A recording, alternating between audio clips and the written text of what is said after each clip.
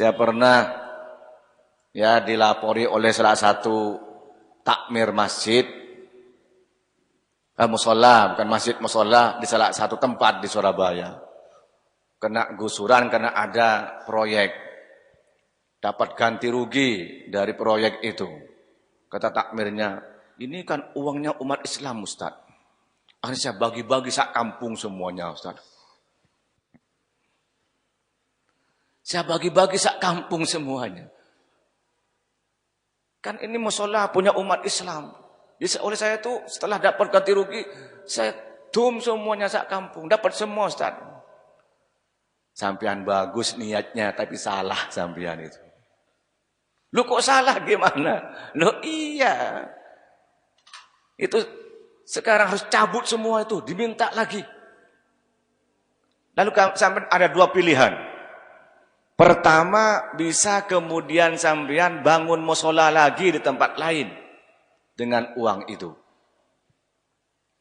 Atau kalau memang tidak cukup untuk bangun musola, sumbangkan ke orang bangun musola atau masjid dari hasil uang itu. Itu istibdal. Kalau didum ke orang sakampung, salah itu. Nah itu mazhab Hanafi itu namanya istibdal. Imam Syafi'i itu dapat memadukan pendapat antara fiqhul Hijaziyin wa fiqhul Iraqiyin, memadukan antar keduanya itu. Itu kecerdasan beliau itu. Mengambil ilmu dari Imam Maliki, mengambil ilmu dari muridnya Imam Hanafi, dipadukan menjadi sebuah konstruksi mazhab tersendiri, itu mazhab Imam Syafi'i. Qala fihi Ahmad, berkata di dalamnya Imam Ahmad bin Hambal. Nah, beliau itu punya murid namanya Imam Ahmad bin Hambal yang kemudian menjadi mazhab Hambali. Nah, ini orang alim melahirkan yang alim. Itu orang yang berhasil. Orang berhasil, guru yang berhasil itu kalau menjadikan muridnya lebih hebat dari gurunya. Itu bagus. Iya.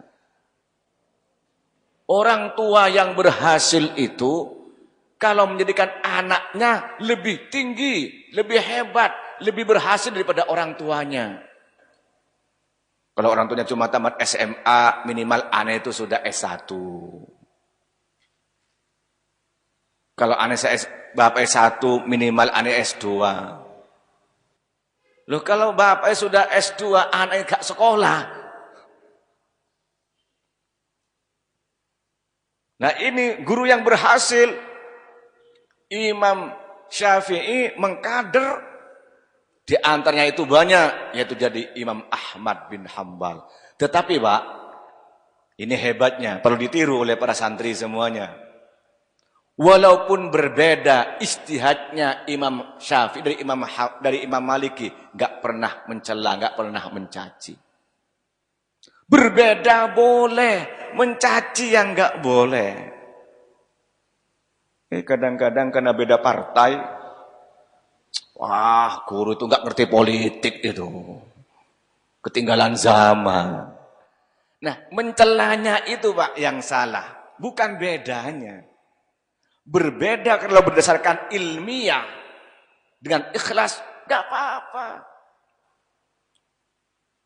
Kata Imam Maliki, orang laki perempuan bersentuhan walaupun tidak kalau tidak syahwat tidak batal. Kata Imam Maliki.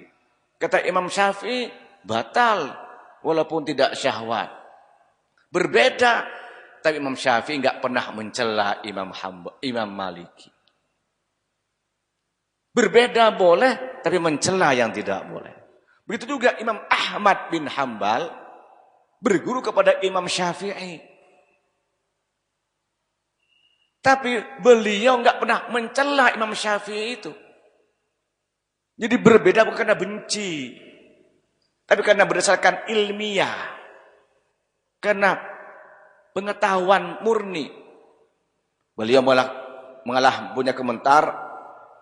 Qala fi Ahmad, Imam Ahmad bin Hanbal berkata tentang Imam Syafi'i, kana afqahan nasi fi kitabillahi wa sunnati rasulihi.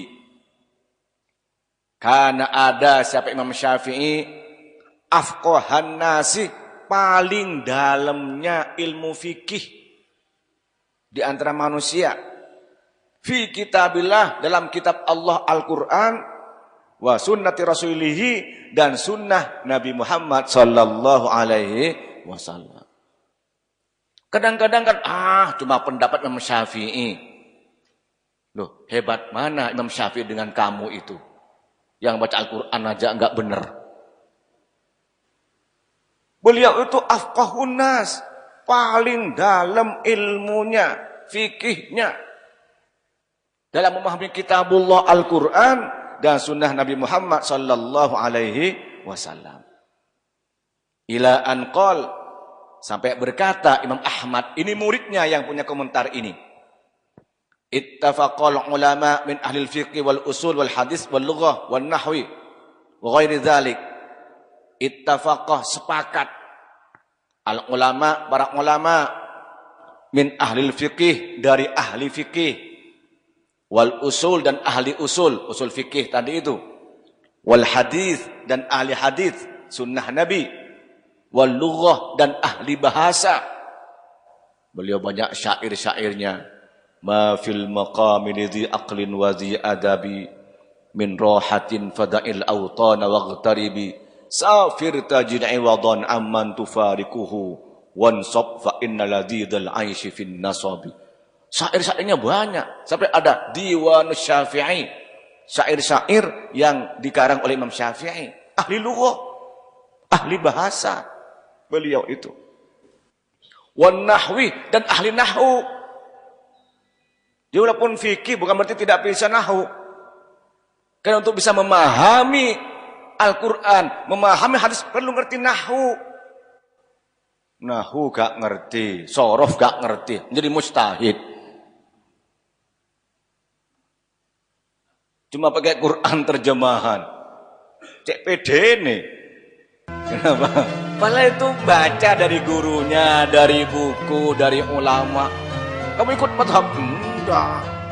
Langsung Quran hadis. Ini persis Nabi ini. Lu kapan ketemu Nabi sampai?